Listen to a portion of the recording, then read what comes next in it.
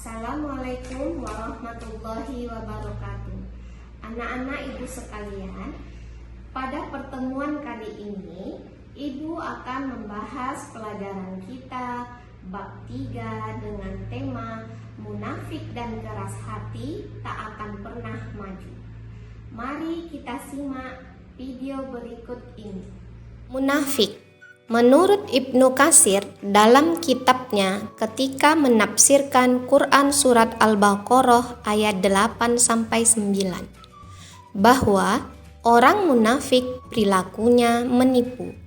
Mereka menipu Allah Subhanahu wa taala dan orang-orang yang beriman dengan cara menampakkan keimanan mereka kepada Allah Subhanahu wa taala. Dan orang-orang mukmin melalui ucapan-ucapan bohong agar bisa selamat dari pembunuhan, perampasan, dan penyiksaan di dunia. Padahal perbuatan munafik adalah salah satu perbuatan yang dibenci Allah Subhanahu wa taala. Sebagaimana firman Allah Subhanahu wa taala dalam surat Al-Baqarah ayat 8. Dalam hadis riwayat Bukhari, tanda-tanda orang munafik ada 3. Yang pertama, apabila berkata, ia berbohong. Apabila berjanji, ia mengingkari. Dan bila dipercaya, ia mengkhianati.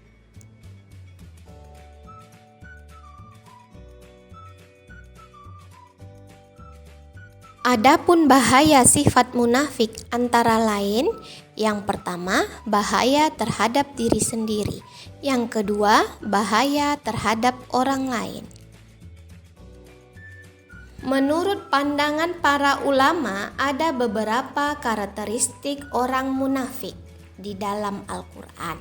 Antara lain, yang pertama, pembohong.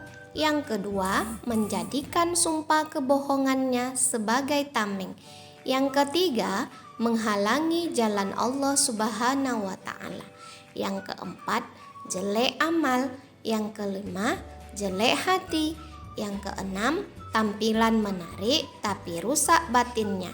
Yang ketujuh, manis perkataan tapi buruk hatinya. Yang kedelapan, buruk sangka atau su'uzon. Yang kesembilan, berpaling dan sombong. Yang kesepuluh, melarang orang lain berinfak. Yang kesebelas, bermaksud mengusir orang mukmin dan merasa lebih kuat. Terdapat beberapa hal yang harus dilakukan oleh seseorang mukmin terhadap orang munafik menurut ayat-ayat lain dalam Al-Quran, yaitu yang pertama, jangan mengikuti atau menghiraukan gangguannya, serta bertawakallah kepada Allah. Yang kedua, tabayun atau mencari kebenaran jika menerima berita dari orang munafik. Yang ketiga, jangan berteman dengan orang munafik jika mereka mengejek dan mencela Al-Quran. Yang kelima, bersikap tegas dan keras terhadap orang munafik. Yang kedua, keras hati. Dalam Quran surat Al-Baqarah ayat 10 yang artinya, dalam hati mereka ada penyakit, lalu ditambah Allah penyakitnya, dan bagi mereka siksa yang pedih, disebabkan mereka berdusta. Macam-macam hati. Menurut Ibnu Qayyim Al-Jauzi, yang pertama, hati yang sehat, qalbun salim. Hati ini penuh dengan keimanan, mengenal Allah, percaya pada hari kiamat, dan hanya menyembah Allah. Yang kedua, hati yang mati, mayyit al-qalb. Hati ini tidak memiliki kehidupan spiritual, tidak mengenal atau menyembah Allah, dan terjebak dalam nafsu dunia. Yang ketiga, hati yang sakit. Hati yang sakit atau disebut juga dengan marid al-qalb. Hati ini memiliki iman tetapi juga terpengaruh oleh penyakit spiritual seperti nafsu, iri hati, dan kesombongan. Hati ini berjuang antara kecintaan kepada Allah dan godaan dunia. Tanda-tanda mulai mengerasnya hati. Yang pertama, bermalas-malasan dalam melakukan kebaikan dan ketaatan, serta meremehkan dosa.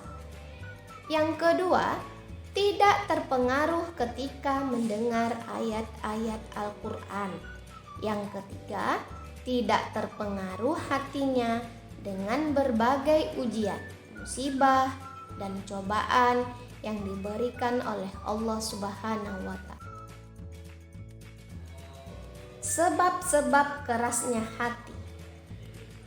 Hati menjadi keras tentu ada penyebabnya.